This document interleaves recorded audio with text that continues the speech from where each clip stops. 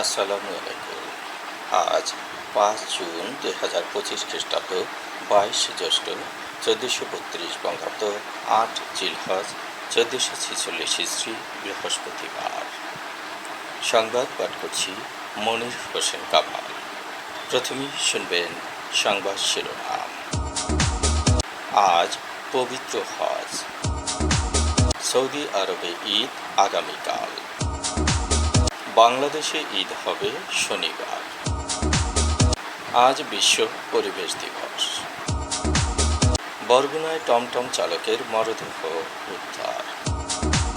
মাইকিংয়ে record করা হয় লোকবেতারে। শুনলেন সংবাদ শিরোনাম, এবার বিস্তারিত। ত্যাগের বাণী নিয়ে বছর ঘুরে এসেছে লোভ, লালসা, হিংসা, বিদ্বেষকে পরাভূত করার সময়। এসেছে মহান আল্লাহর নৈকট্য লাভের উত্তম সময়। আজ পবিত্র হজ। লাব্বাইক আল্লাহুম্মা লাব্বাইক, লাব্বাইকা লা শারিকা লাকা লাব্বাইক, ইন্নাল হামদা ওয়ান নিমাতা লাকা ওয়াল মুলক লা শারিকা লাক ধ্বনিতে মুখরিত হবে আরাফাত ময়দান। সৌদি আরবে ঈদ আগামীকাল। বাংলাদেশে ঈদ হবে শনিবার। বাংলাদেশ থেকে হজ করতে সৌদি আরব গিয়েছেন 87,157 জন। বিভিন্ন দেশের ও স্থানীয় হজযাত্রী মিলে এই সংখ্যা 20 লাখের মতো। ধর্মপ্রাণ এই মুসলমানরা সৃষ্টিকর্তা মহান আল্লাহর দরবারে হাজিরা দিতে আজ পবিত্র হজের প্রধান আনুষ্ঠানিকতায় অংশ নিচ্ছেন। ধর্মীয় আবেগ ও অনুভূতির মধ্য দিয়ে ইসলাম ধর্মের পঞ্চ স্তম্ভের মধ্যে অন্যতম স্তম্ভ হজের দ্বিতীয় রুকন আদায়ের জন্য তারা মিনা থেকে আরাফাতের ময়দানে সমবেত হন। সূর্যাস্ত পর্যন্ত বিদায় হজের স্মৃতি বিজড়িত এই ময়দানে অবস্থান করবেন তারা। আরাফাত ময়দানের মসজিদে নামিরা থেকে জোহরের নামাজের আগে হজের খুতবা পাঠ করা হবে।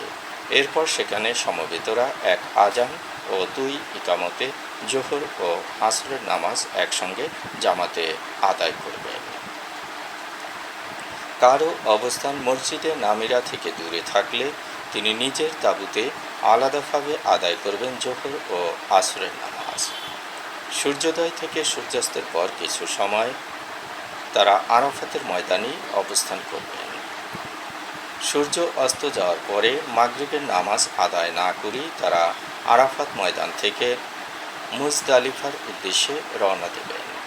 পবিত্র কোরআনের বর্ণনা অনুযায়ী 4000 বছর আগে আল্লাহর নির্দেশে হজরত ইব্রাহিম আলাইহিসসালাম তার সবচেয়ে প্রিয় বস্তু নিজ সন্তান হজরত ইসমাইল আলাইহিসসালামকে কুরবানি করার উদ্যোগ নেন। কিন্তু আল্লাহর কুদরতে হজরত ইসমাইল আলাইহিসসালামের পরিবর্তে একটি দুম্বা কুরবানি হয়। হজরত ইব্রাহিম আলাইহিসসালামের এই ত্যাগের মনোভাবের কথা স্মরণ করে প্রতি বছর মুসলমানরা কুরবানি করেন। পশু কোরবানি সম্পূর্ণ রূপ। আল্লাহর পথে ত্যাগই ঈদুল আজহার প্রধান শিক্ষা। পশু জবাই করে তা বিলিয়ে দেয়া দান নয়, ত্যাগ। সামর্থ্যবানরা নিজেদের নামে, প্রিয়জনের নামে পশু কোরবানি দিয়ে আল্লাহর সন্তুষ্টি আদায়ে সচেষ্ট হবেন। যাদের সামর্থ্য নেই তারাও বাদ যাবেন না ঈদের আনন্দ থেকে। কোরবানির গোশতের 3 ভাগের 1 ভাগ দরিদ্রদের মাঝে বিতরণ করার বিধান রয়েছে ইসলামে। প্রতি বছর জিলহজ মাসের 10 তারিখ পবিত্র ঈদুল আজহা উদযাপিত হয়। তবে ধর্মীয় রীতি অনুযায়ী পবিত্র এই মাসের 10, 11 ও 12 তারিখের যে কোনো সময় পশু কুরবানি দেওয়া যায়। সে হিসেবে আগামী রবি ও সোমবারও কুরবানি করা যাবে। ত্যাগের দিন হলেও ঈদ বলে কথা। ঈদ মানেই আনন্দ। আজ শুরু হয়েছে ঈদের ছুটি। হাসপাতাল, শিশু সদন, আশ্রয়কেন্দ্র ও কারাগারে বিশেষ খাবার দেওয়া হবে ঈদের দিন। সুবিধাবঞ্চিত শিশুরা বিনা টিকিটে জাদুঘর, চিড়িয়াখানা ও শিশু পার্কে ঘুরে বেড়ানোর সুযোগ পাবে। ঈদ উপলক্ষে লোকবেতারে প্রচারিত হচ্ছে 8 দিনব্যাপী বিশেষ অনুষ্ঠান। গতকাল থেকে বিশেষ অনুষ্ঠান শুরু হয়েছে। প্রতিদিন বিকেল 4টায় শোনা যাবে এ অনুষ্ঠান। এছাড়াও রয়েছে ঈদ আড্ডা। আজ বিশ্ব পরিবেশ দিবস। পরিবেশ সুরক্ষার জন্য সচেতনতা এবং পদক্ষেপ গ্রহণকে উৎসাহিত করতে বিভিন্ন কর্মসূচির মধ্য দিয়ে প্রতি বছরের মতো বিশ্বের বিভিন্ন দেশের মতো বাংলাদেশেও এবার দিবসটি পালন করা হচ্ছে। এবারের প্রতিপাদ্য প্লাস্টিক দূষণ আর নয় এবং স্লোগান হচ্ছে প্লাস্টিক দূষণ আর নয়, বন্ধ করার এখনই সময়।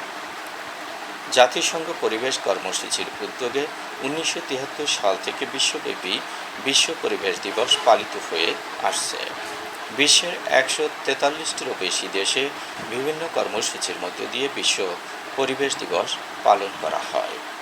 বাংলাদেশেও সরকারি ও বেসরকারিভাবে বিভিন্ন সংগঠন দিবসটিকে কেন্দ্র করে র্যালি, বৃক্ষরোপণ, আলোচনা সভা ও পরিচ্ছন্নতা অভিযান কার্যক্রম অব্যাহত রেখে চলেছে। প্রকৃতি ও জীবন ক্লাবের উদ্যোগে আজ বরগুনায় র্যালি ও বৃক্ষরোপণ করা হয়। বাংলাদেশে ঈদ উল আজহা উপলক্ষে 5 জুন সরকারি ছুটি থাকায় পরিবেশ, বন ও জলবায়ু পরিবর্তন মন্ত্রণালয় আগামী 25 জুন আনুষ্ঠানিকভাবে দিবসটি পালন করবে। ওই দিন বৃক্ষরোপণের মাধ্যমে জাতীয় বৃক্ষরোপণ অভিযান এবং মাসব্যাপী বৃক্ষমেলা ও পরিবেশ মেলার উদ্বোধন ছাড়াও জাতীয় পরিবেশ পদক, বৃক্ষরোপণ ও বন্যপ্রাণী সংরক্ষণে জাতীয় পদক বিতরণ করা হবে। পরিবেশ সংরক্ষণ ও দূষণ নিয়ন্ত্রণ বিভাগে অবদানের জন্য ব্যক্তি পর্যায়ে পঞ্চগড়ের তেঁতুলিয়া উপজেলার আজিজনগর গ্রামের বাসিন্দা মাহমুদুল ইসলাম এবং প্রাতিষ্ঠানিক পর্যায়ে ঢাকার ধামরাইয়ের সোলোটেক্স আউটার ওয়ার লিমিটেডকে পদকের জন্য মনোনীত করা হয়েছে। পরিবেশ বিষয়ক শিক্ষা ও প্রচার ক্যাটাগরিতে ব্যক্তি পর্যায়ে মনোনয়ন পেয়েছেন চট্টগ্রামের সিডিএ আবাসিক এলাকার মোহাম্মদ মুনির চৌধুরী।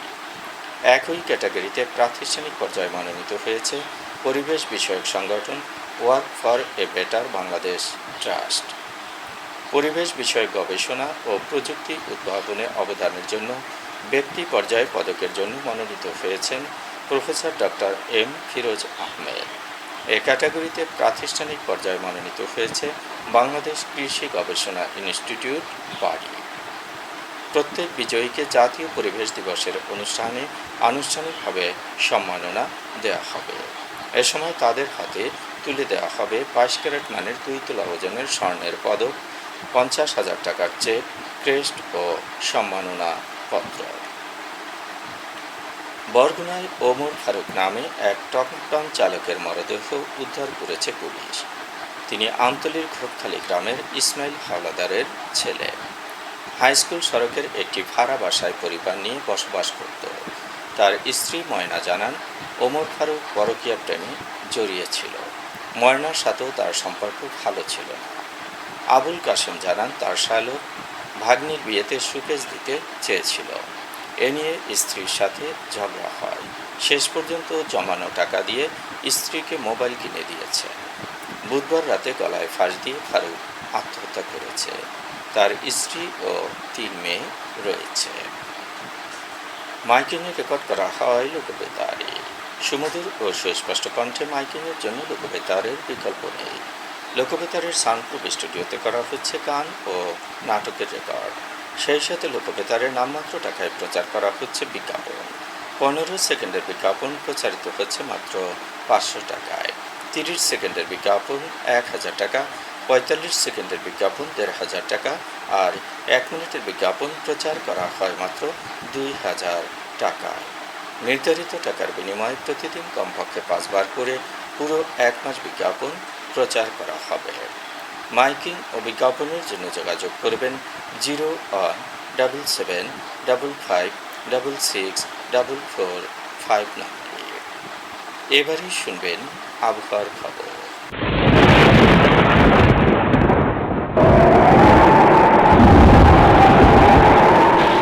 মৌসুমী বায়ু বাংলাদেশের উপর মোটামুটি সক্রিয় ও উত্তর বঙ্গোপসাগরে তা মাঝারি অবস্থায় রয়েছে। রংপুর, ময়মনসিংহ, চট্টগ্রাম ও সিলেট বিভাগের অনেক জায়গায়, রাজশাহী, ঢাকা, খুলনা ও বরিশাল বিভাগের কিছু কিছু জায়গায় অস্থায়ী দমকা হাওয়া সহ বৃষ্টি অথবা বজ্রসহ বৃষ্টিপাত হতে পারে। দিন ও রাতের তাপমাত্রা সামান্য বৃদ্ধি পেতে পারে। আজ দেশের সর্বোচ্চ তাপমাত্রা ছিল চুয়াডাঙ্গায় 34.5 ডিগ্রি সেলসিয়াস এবং সর্বনিম্ন তাপমাত্রা ছিল কক্সবাজারে 22.8 ডিগ্রি সেলসিয়াস। বরগুনার সর্বোচ্চ তাপমাত্রা 30 ডিগ্রি সেলসিয়াস, সর্বনিম্ন 26 ডিগ্রি সেলসিয়াস। আগামীকাল সূর্যোদয় হবে ভোর 5:12। সংবাদ শেষ করার আগে শিরোনামগুলো আবার পড়ছি। আজ পবিত্র হজ, সৌদি আরবে ঈদ আগামীকাল, বাংলাদেশে ঈদ হবে শনিবার।